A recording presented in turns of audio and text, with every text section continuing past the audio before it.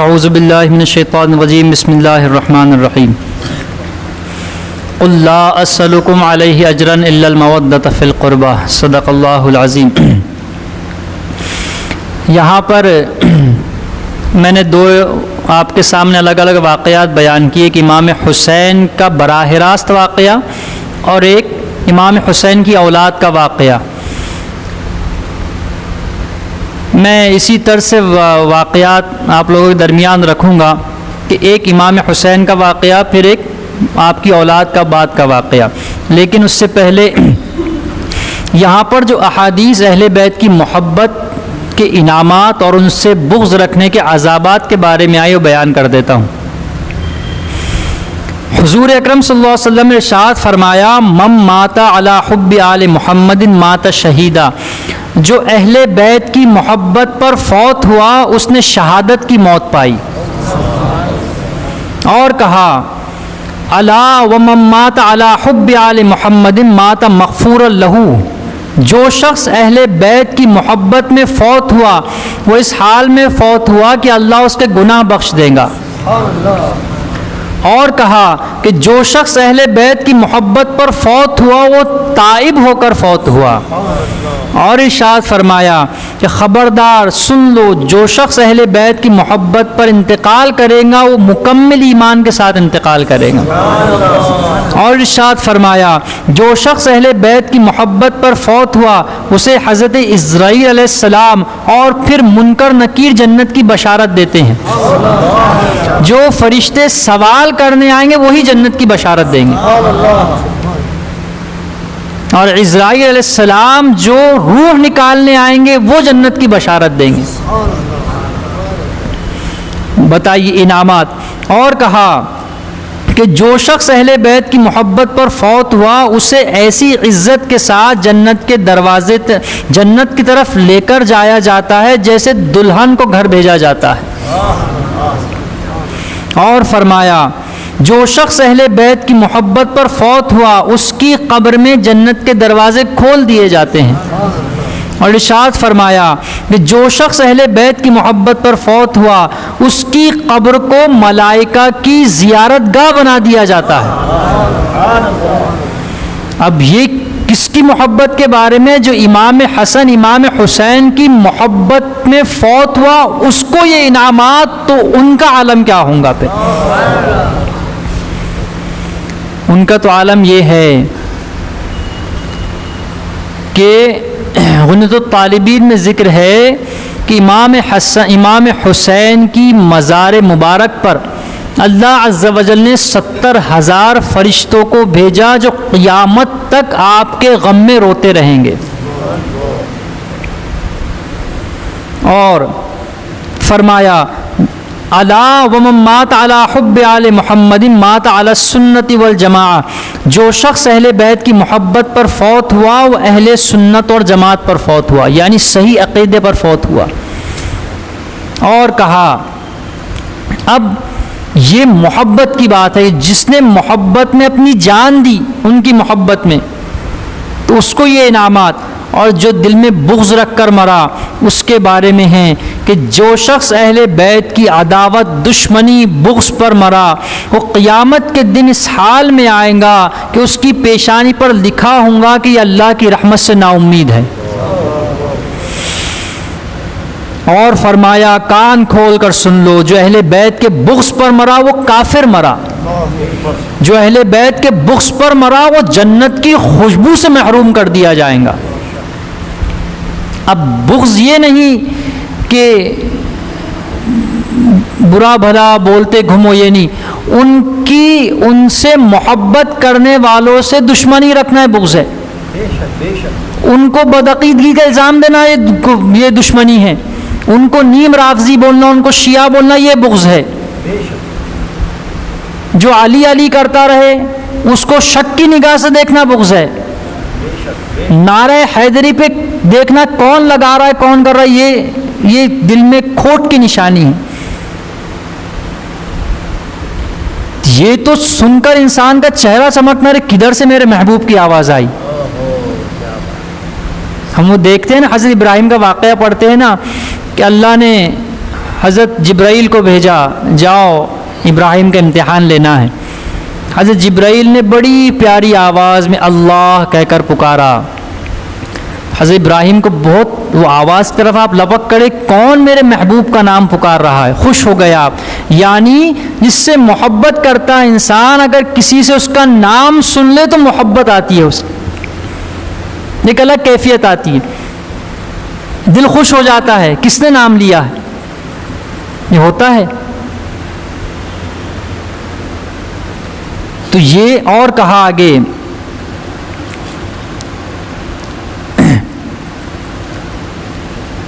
کہ آل رسول سے محبت کرنا، امام علامہ راضی فرماتے ہیں کہ بعض لوگوں نے کہا کہ آل سے مراد آپ کے قریبی رشتہ دار ہیں، تو امام راضی کہتے ہیں اہل بیت سے مراد سیدہ کائنات امام حسن اور امام حسین ہیں۔ تو اہل بیت کی محبت میں یہ احادیث ہم نے سماعت کی کہ محبت کا کیا انعام ہے اور بغض کا کیا عذاب ہے۔ سب سے بڑا عذاب یہ ہے کہ دنیا میں جائیں گا تو بے ایمان جائیں گا۔ غوث اعظم دستگیر فرماتے ہیں کہ میرے لیے عید کا دن وہ ہے جس دن میں حالت ایمان سے دنیا سے جاؤں۔ جو حسنی حسینی سادات، تو اہل بیت کی محبت پر ایمان ٹکا ہوا ہے، ایمان کا دار و مدار ان لوگوں کی محبت پر ہے۔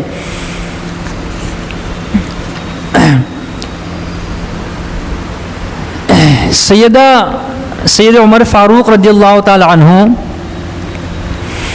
کے بیٹے میں اور امام حسین میں کچھ انبن ہو گئی،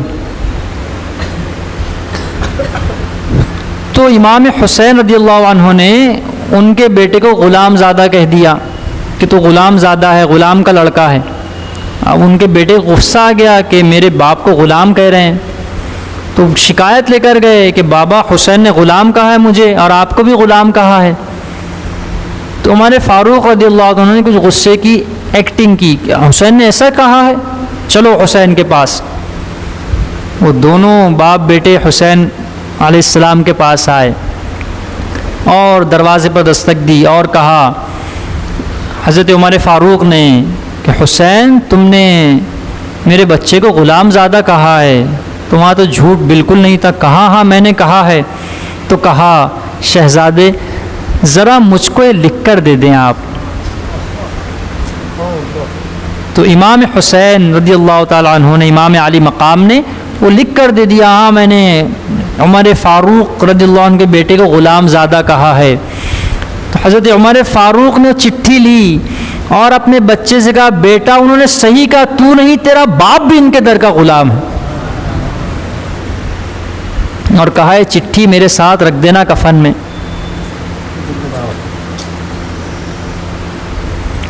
تو یہ ان کا اہل بیت سے عشق تھا۔ امام حسن، حضور اکرم صلی اللہ علیہ وسلم جب نماز پڑھتے تھے تو امام حسن آپ کی پشت پر بیٹھ جاتے سجدے میں جا کر۔ جب امام حضور اکرم صلی اللہ علیہ وسلم سجدے میں جاتے تو نواسہ آ کر پیٹھ پر بیٹھ جاتے، تو حضور سجدہ طویل کر دیتے، لمبا کر دیتے، صرف اس لیے کہ اگر میں سجدے سے سر اٹھاؤں تو میرا نواسہ حسن میری پیٹھ سے گر نہ جائے۔ امام حسین بیٹھ جاتے تو آپ کو ایک خیال آتا کہ پیٹھ سے گر نہ جائے۔ بتائیے جس نواسے کا پیٹھ سے گرنا برداشت نہیں، وہ کربلا میں 72 زخم کھا کے گھوڑے سے جب گرا ہوں گا تو کیا کیفیت ہوئی ہوں۔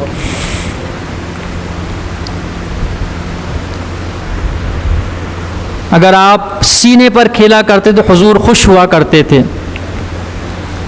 ایک مرتبہ حضور اکرم صلی اللہ علیہ وسلم حضرت علی کے گھر کے پاس سے گزرے، حضرت فاطمہ حضرت علی کے گھر کے پاس سے، تو گھر میں سے امام حسین کی رونے کی آواز آئی۔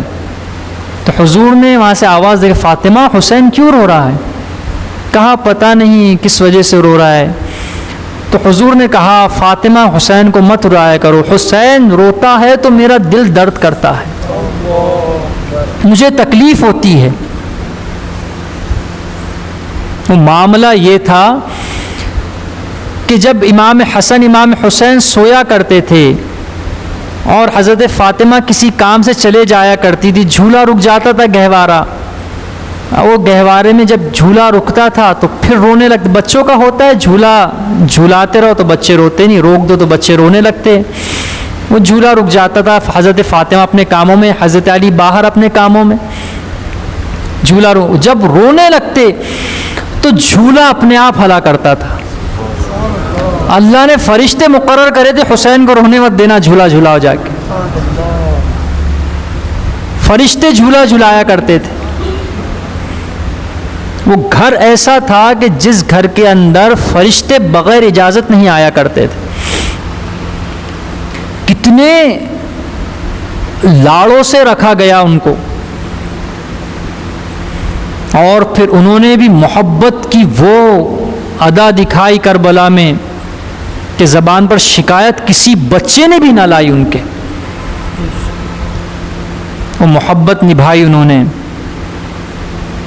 کہ ہم دیکھتے ہیں کہ حضرت ابراہیم علیہ السلام جب امام حضرت اسماعیل کو ذبح کر رہے ہیں تو دمبا آ جا رہا ہے، لیکن وہاں امام حسین کے 4 اسماعیل ذبح ہو گئے. علی اکبر، اون و محمد، حضرت قاسم، سامنے کوئی دمبا نہیں آ رہا ہے، شہید ہو رہے ہیں، ذبح ہو رہے ہیں. تو یہ واقعات ہم دیکھیں تو انہوں نے صبر کی وہ انتہا کی ہے وہاں پر. کہ میں وہ شعر اس سے پہلے کہا ہوں، پتہ نہیں کس شاعر کا ہے، کہا کسی نے کہ بہت قریب سے دیکھا ہے میں نے صبر خلیل، بہت قریب سے دیکھا ہے میں نے صبر خلیل، مگر حسین تیرے صبر کا جواب نہیں.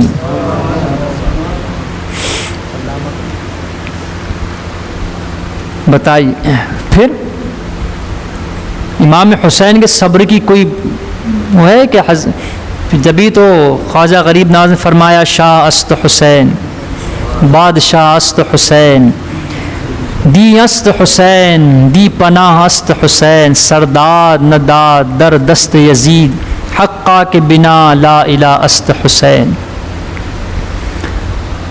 امام حسین سے محبت کرنا ولایت کے درجے پر فائز کر دیتا ہے اگر واقعی میں خلوص سے محبت کرے انسان.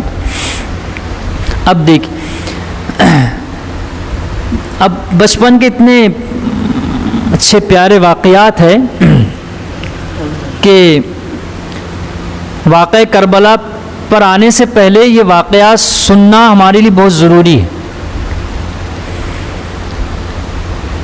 کئی مرتبہ واقعہ میں سنایا ہوں کہ دونوں شہزادے جب چھوٹے تھے، سیدنا امام حسن امام حسین، مدینہ میں عید کا سما تھا، دونوں بچے باہر کھیل رہے ہیں. اب والدین ماں باپ اپنے بچوں کو دکانوں پر لے جا رہے ہیں، بازاروں میں نئے نئے کپڑے خرید کر لا رہے ہیں. دونوں شہزادے دیکھ رہے ہیں. دونوں گھر آتے ہیں اور حضرت فاطمہ سے کہتے ہیں کہ ماں، پورے مدینہ میں لوگ اپنے بچوں کو عید کے کپڑے دلا رہے ہیں، کیا ہم کو نئے جوڑے نہیں ملیں گے؟ حضرت فاطمہ نے اپنے گھر بار پر خیالوں میں نظر ڈالی کہ میرے شوہر یہودی کے باغ میں مزدوری کرتے ہیں، اتنا مال نہیں ملتا کہ نئے کپڑے لا سکے، ایسے پیسے نہیں کہ رات کا کھانا کھائے تو صبح کے کھانے کا کوئی پیسہ باقی رہے، ایسی کوئی چیز نہیں. اور بچے نئے کپڑوں کا مطالبہ کر رہے ہیں، بچوں نے کبھی کوئی چیز طلب نہیں کی، پہلی بار کوئی چیز مانگ رہے ہیں. حضرت فاطمہ نے کہا کہ بیٹا جاؤ، تمہارے کپڑے آ جائیں گے عید کے.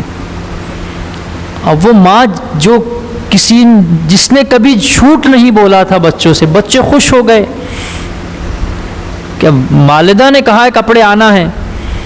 آپ نے حضرت علی کو بھی نہیں بولا کہ جانتی تھی ان کی حالت کیسی ہے، پیسوں کی کمائی کا معاملہ کیسا ہے. اب وہ دونوں بچے باہر چلے گئے، ادھر سیدہ کائنات نے مصلی بچھایا اور سجدے میں چلی گئی اور اللہ سے عرض کی مولا تو جانتا ہے فاطمہ کے گھر کی حالت کیا ہے، تیرے سے چھپی ہوئی چیز نہیں. لیکن میں نے اپنے بچوں سے کبھی جھوٹ نہیں بولا، تو یہ بھی جانتا ہے۔ فاطمہ کی بات کی لاج رکھ لے مولا، ابھی آپ نے سجدے سے سر نہیں اٹھایا تھا کہ دروازے پر دستک ہوئی۔ سیدہ نے کہا کون ہے؟ تو باہر سے آواز آئی کہ میں اہل بیت کا درزی ہوں۔ حضرت فاطمہ نے دروازہ کھولا، سامنے دو جوڑے آ گئے۔ سیدہ کائنات نے جوڑے لیا، سجدے میں گر گئی۔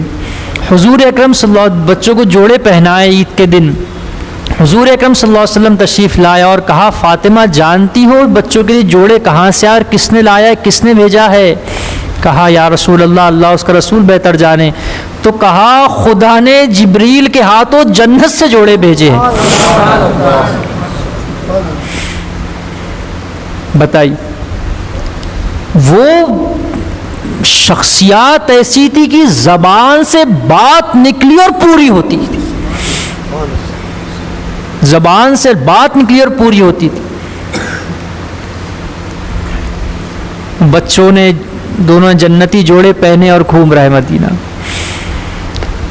ایک مرتبہ امام حسن امام حسین کشتی لڑ رہے تھے۔ اب حضور اکرم صلی اللہ علیہ وسلم نے امام حسن سے کہا کہ حسن حسین کو پکڑ لو۔ حضرت فاطمہ کہتی بابا آپ بڑے سے کہہ رہے چھوٹے کو پکڑ لو؟ تو کہا فاطمہ ادھر سے جبرائیل حسین سے کہہ رہے کہ حسن کو پکڑ لو۔ بتائیے کیا شان ہے ان لوگوں کی کہ سردار انبیاء اور سردار ملائکہ کشتی لڑا رہے ہیں ان کی۔ آج ہمارا کوئی پروگرام کھیل کا کوئی یہاں کا حاکم دیکھنے آ جائے تو ہم کتنے خوش ہو جاتے ہیں۔ ہمارا کوئی پروگرام میں کوئی محلے کا کوئی ایسا حاکم کوئی آ جائے، ایم ایل اے آ جائے تو ہماری خوشی کی انتہا کیا، وہ بچے کیسے کہ سردار انبیاء اور سردار ملائکہ کشتی لڑا رہے ہیں ان کی۔ کیا انعامات دیے اللہ نے دنیا میں ان کو، ہم تصور نہیں کر سکتے۔ اور حشر کے میں ایسا نہیں، دنیا حشر کا میدان ہی ان کی شان بتانے کے لیے سجایا جائے گا، الگ ان کے منبر لگے ہوئے رہیں گے حشر میں، کیا کیا انعامات نہیں دیے جائیں گے۔ کوثر پر ان کا قبضہ رہے گا، ان کی اجازت کے بغیر کوثر کا کوئی گھونٹ حلق نہیں ڈال سکے گا، کوثر پر ان کا قبضہ رہے گا، ان کے اختیار میں رہے گا پورا، جس کو چاہے پلا دے، جس کو چاہے نکال دے۔ اور یقین جانیے یہ بات میں نے الصواعق المحرقہ میں امام نسائی کی کتاب میں پڑھا ہوں۔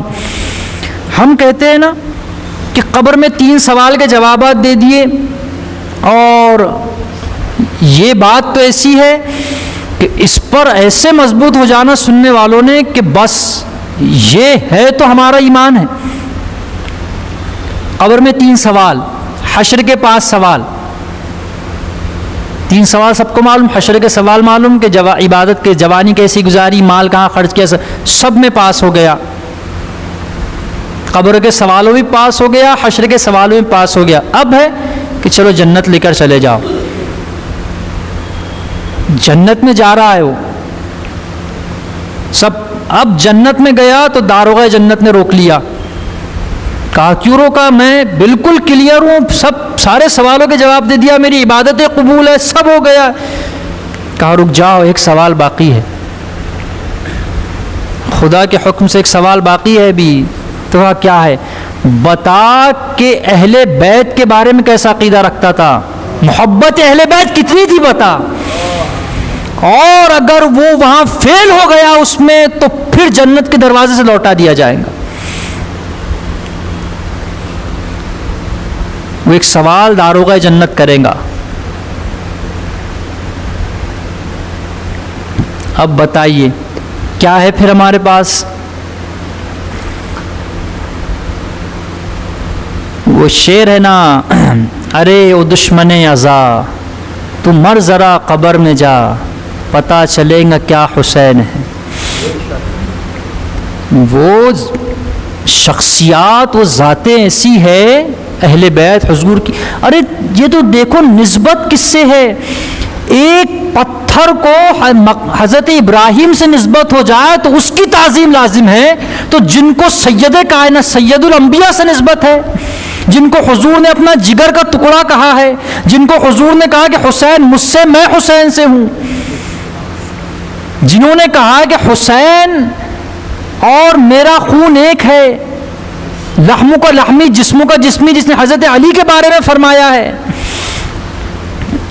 جس کو محبوب خدا سے نسبت ہے براہ راست، ان کا عالم کیا ہوگا۔ اب یہ چیز اور کئی بچپن کے واقعات ہیں، انشاءاللہ میں کل اور بتاؤں گا۔ اب یہ نسبت کی بات، ہم بڑا نام سنتے ہیں فاضل بریلوی کا، امام احمد رضا خان صاحب علیہ رحمہ کا۔ آپ کا وصال 1924 میں ہوا، یعنی آج 100 سال ہو گئے، 2024 شروع ہے، 1924، 100 سال پہلے کی بات، زیادہ نہیں ہوا، کتنے؟ 100 سال، یعنی حضور کے زمانے سے ابھی 1400 برس، 1300 برس پہلے کی بات۔ آپ وقت کے بہت بڑے عالم رہے، فاضل بریلوی امام احمد رضا خان صاحب۔ ان کی ایک سواری ہوتی تھی گھومنے کی، بریلی میں پالکی بولتے تھے جس کو، وہ پالکی اٹھانے والے مزدور ہوا کرتے تھے کہ آپ اس میں بیٹھتے تھے اور پالکی اٹھا کر بریلی میں گشت کرایا کرتے تھے۔ اب وہ پالکی میں بیٹھے اور پالکی کے جو مزدور تھے انہوں نے پالکی اٹھائی کاندھوں پر اور چلنے لگے کہ آپ ایک دم پالکی سے باہر نکلے اور روتے ہوئے کہا پالکی روک دو، اور کہا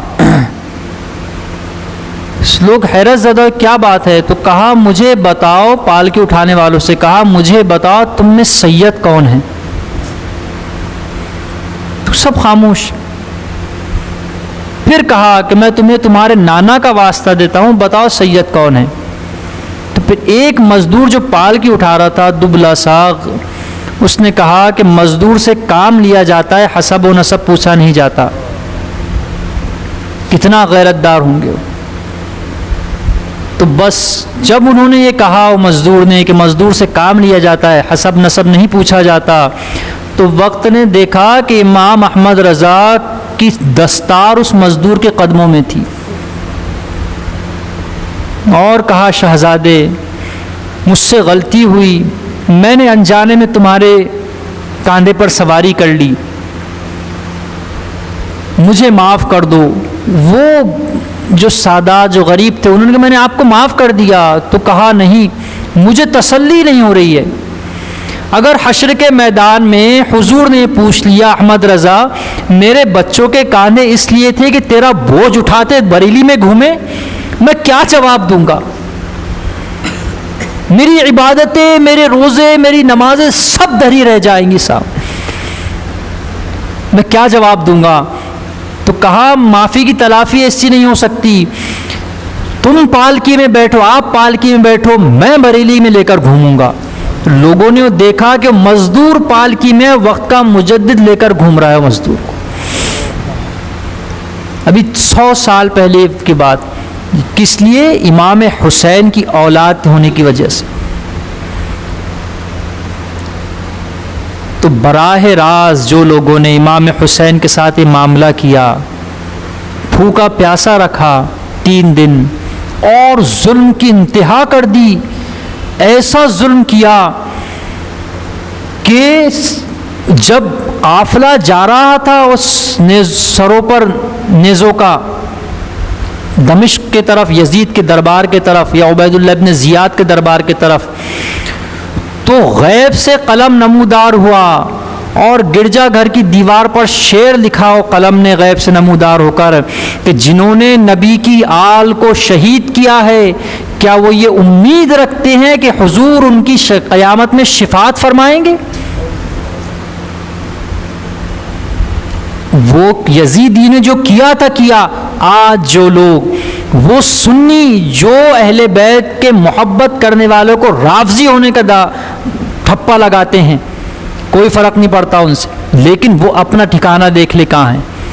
تم اہل بیت کی محبت سے لوگوں کو دور کر رہے ہو صرف اس لیے کہ کسی اور کوئی اور ذکر کرتا ہے، ارے ان سے زیادہ تو ہم حقدار ہیں، ہم چھوڑ رہے ہیں۔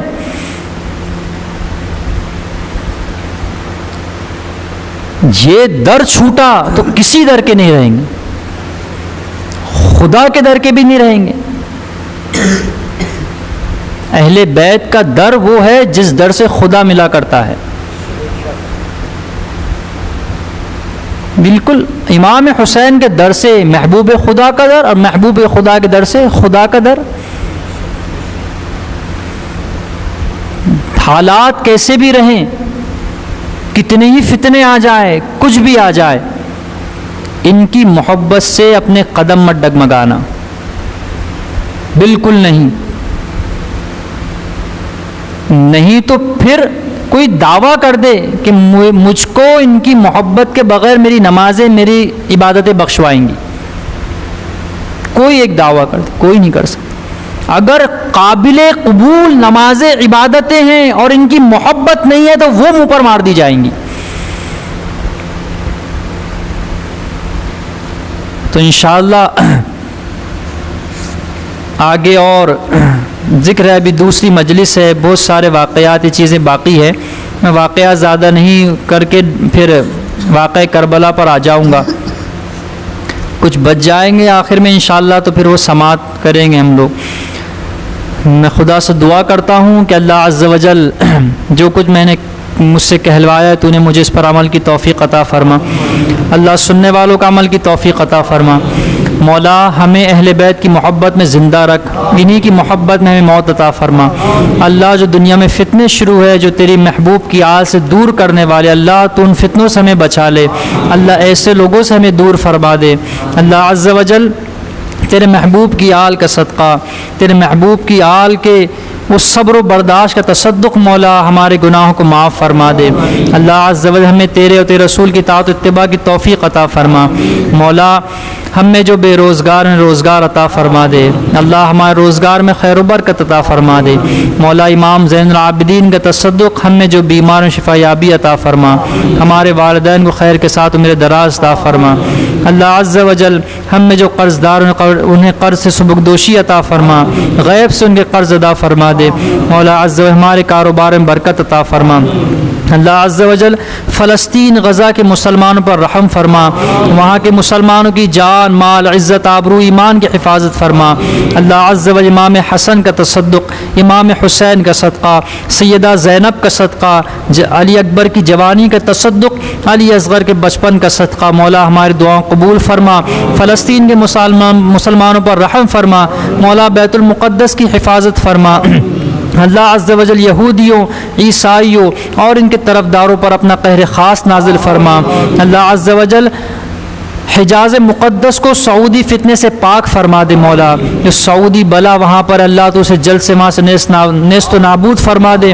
اللہ عز و جل وہاں پر تیرے محبوب کے چاہنے والوں، تیرے محبوب کی آل کے چاہنے والوں کی حکومت فرما دے۔ اللہ عز و جل تیرے حبیب کا صدقہ ہماری دعاؤں قبول فرما۔ فاعوذ باللہ من الشیطان الرجیم، ان اللہ وملائکتہ یصلون علی النبی یا ایھا الذین آمنوا صلوا علیہ وسلموا تسلیما۔ اللہم صل علی سیدنا مولانا محمد مبارک وسلم۔ سبحان ربک رب العزة عما یصفون وسلام علی المرسلین والحمد للہ رب العالمین۔